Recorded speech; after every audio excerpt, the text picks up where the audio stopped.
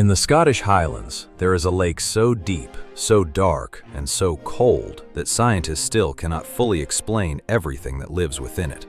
Its name is Loch Ness, and for nearly a century, people around the world have asked the same question. Is there really a monster living in its waters? Loch Ness is massive. It holds more fresh water than every lake in England and Wales combined. It stretches over 20 miles long and drops to depths of over 700 feet in places. The water is almost black, stained dark by peat from the surrounding hills. Visibility underwater is close to zero, which means if something enormous were hiding beneath the surface, it could stay hidden for a very long time. The legend begins far earlier than most people realize. In the year 565, an Irish monk named Saint Columba was traveling through the Scottish Highlands. According to an ancient biography written a century later, Columba came across local people burying a man who had been attacked by a large beast in the River Ness. Columba ordered one of his followers to swim across the river. As the man swam, the creature reportedly surfaced and lunged toward him. Columba raised his hand, commanded the beast to go no further, and the creature stopped and retreated into the depths. It is one of the earliest recorded encounters with what people would later call the Loch Ness Monster. For over 1,000 years after that, the stories continued quietly. Local Highland folklore spoke of water beasts, kelpies, and shape-shifting spirits said to live in Scotland's lochs. But it wasn't until the early 20th century that the modern legend truly began. In 1933, a new road was built along the shore of Loch Ness, giving people a clear view of the water for the very first time. That same year, a couple named John and Aldi Mackay reported seeing a massive creature rolling and diving in the loch. A local newspaper published their account and used the phrase "monster" for the very first time. The story spread fast. Within months, Loch Ness was making international headlines. Then, in 1934, the most famous photograph in the monster's history appeared. Known as the surgeon's photograph, it showed what looked like a long, curved neck rising out of the water, dark against the pale morning light. It was credited to a respected London physician, Robert Kenneth Wilson. The image became the defining symbol of the Loch Ness Monster for the next 60 years. It was printed in newspapers, magazines, and books across the world. It looked exactly like something out of the age of the dinosaurs. Many believed it proved that a prehistoric creature, a plesiosaur, had somehow survived in this isolated Scottish lake for millions of years. For decades, that photograph fueled expedition after expedition. Sonar teams, submarines, and camera crews traveled to Loch Ness, hoping to capture solid proof. In 1972, a team from the Academy of Applied Science captured underwater photographs that appeared to show a large flipper.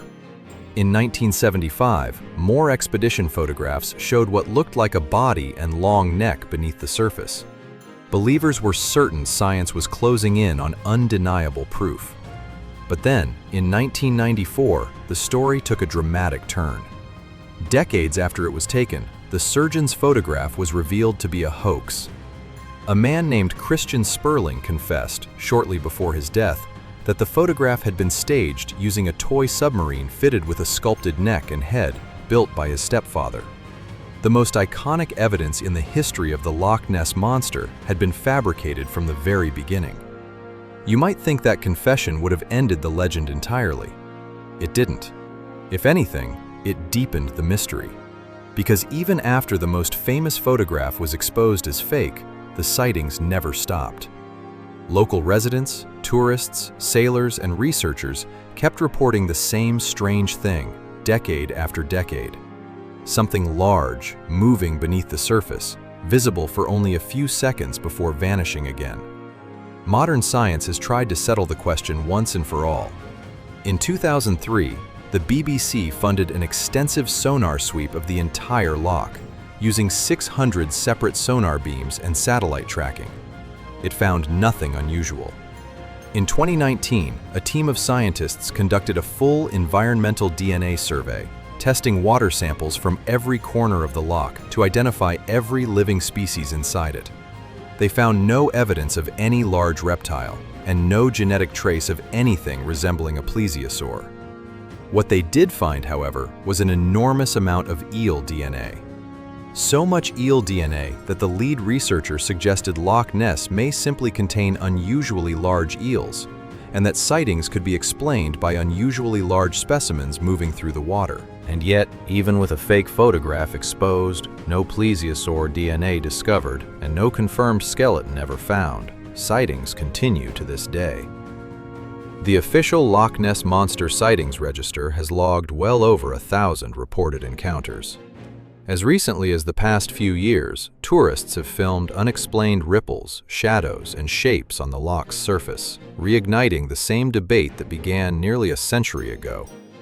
So what is actually happening at Loch Ness?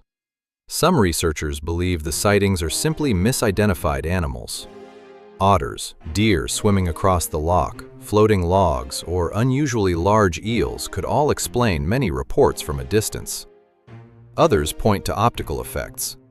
Loch Ness is famous for something called seiches, unusual wave patterns caused by temperature differences in the water, which can create moving humps on the surface that look strikingly like a large animal.